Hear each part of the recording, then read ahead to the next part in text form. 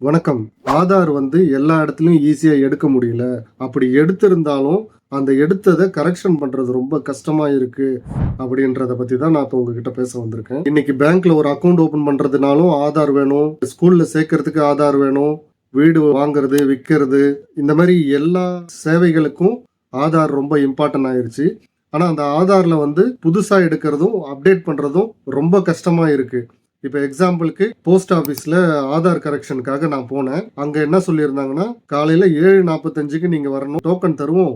அந்த டோக்கன் 50 பேருக்கு தான் தருவோம். அதுக்கு மேல தரமாட்டோம் அப்படின்றாங்க. இவ்வளவு பெரிய ஒரு சென்னை சிட்டில ரொம்ப கம்மியான எண்ணிக்கை. எத்தனை பேர் போய் நிப்பாங்க?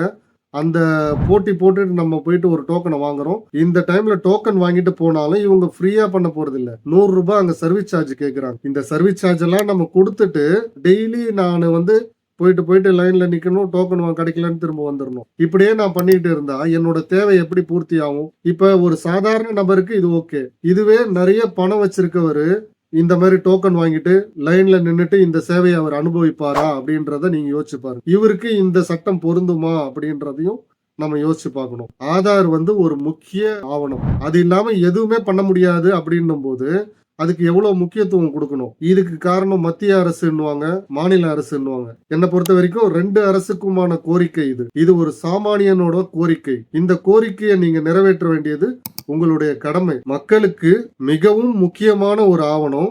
அந்த முக்கியமான ஒரு ஆவணத்தை நீங்க ஈஸியா கிடைக்கிற அளவுக்கு நீங்க பண்ணி தரலனா, அதுக்கப்புறம் எப்படி எல்லாருமே ஆதார் எடுப்பாங்க? எப்படி எல்லாரும் கரெக்ஷன் பண்ணி அப் டு டேட்ல வச்சிருப்பாங்க? யோசிக்கணும்ல. இப்ப என்னோட குழந்தைக்கு 5 வயசுக்கு அப்புறம் ஃபிங்கர் பிரிண்ட் அப்டேட் பண்ணணும், போட்டோ அப்டேட் பண்ணணும், ஐ கான்டாக்ட் அப்டேட் பண்ணணும். இது அப்டேட் பண்றதுக்கு நான் எவ்வளவு நாள் தான் கேட்கறது. ஆனா இதுக்கு சரியான பதில் எங்கேயுமே கிடைக்கல. நானும் வெயிட் பண்ணி பார்த்துட்டு சரி அடுத்த வாரம் பார்த்துக்கலாம்னு போயிட்டே இருக்கு. இப்ப என்னோட கோரிக்கைகள்லாம் என்னன்னு பாத்தீங்கன்னா, ஆதார் திருத்த சேவை மற்றும் புதிய விண்ணப்பத்தை கவர்மெண்ட் எப்பவுமே கிடைக்கிற அளவுக்கு நமக்கு பண்ணி தரணும். அப்படி பண்ணி கொடுத்தாதான் நம்ம அந்த சேவையெல்லாம் எளிதில் பெற முடியும். நம்ம கவர்மெண்ட்டுக்கும் அப் டு டேட்ல நம்மளோட டேட்டாவை கொடுக்க முடியும். இந்த கிராமத்துல வாழ்றவங்க எல்லாம் ஆதார் சேவை மையத்துக்காக ரொம்ப தூரத்துல போயிட்டு தான் இந்த சேவை அவங்களுக்கு கிடைக்குது. அதனால அங்க ஈஸியா கிடைக்கிற அளவுக்கு ஆதார் சேவை மையங்களும் நிறைய அமைக்கணும். ஆதார் மிகவும் முக்கியமான ஒரு ஆவணம். அதுக்கு கட்டணம் இல்லாம கொடுக்கணும். கவர்மெண்ட் கட்டணம் பாத்தீங்கன்னா 50 ரூபான்னு இருக்கும்.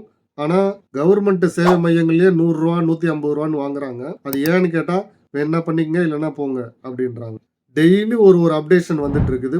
புது சட்டங்களை ஆதார்ல உருவாக்கிட்டே தான் இருக்காங்க. இது மத்திய அரசோட வேலை, இது மாநில அரசோட வேலைன்னு பார்க்காம மக்களுடைய தேவைன்னு புரிஞ்சுக்கிட்டு 2 அரசுகளும் சேர்ந்து மக்களுக்கு சேவையை செய்யணும்ன்றது எங்களுடைய வேண்டுகோள். இந்த பதிவு சரியான பதிவுன்னு நினைச்சீங்கன்னா உங்க நண்பர்களுக்கு ஷேர் பண்ணுங்க.